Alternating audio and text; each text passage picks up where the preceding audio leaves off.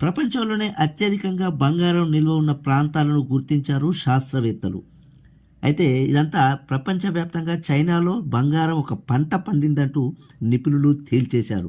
దాదాపుగా 1000 టన్నుల నిల్వలో ఉన్నట్టు చైనా ఒక రికార్డు సృష్టించిందని చెప్తున్నారు నిపుణులు.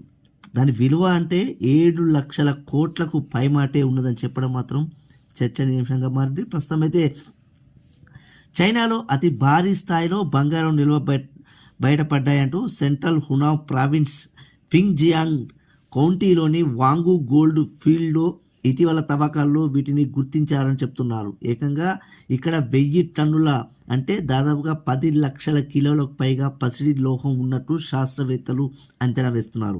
ఒకే చోట ఈ స్థాయిలో నిల్వలు గుర్తించడం ప్రపంచంలోనే ఇది తొలిసారిగా వారు చెప్తున్నారు. భూపరితలం నుండి 2 కిలోమీటర్ల దిగువలో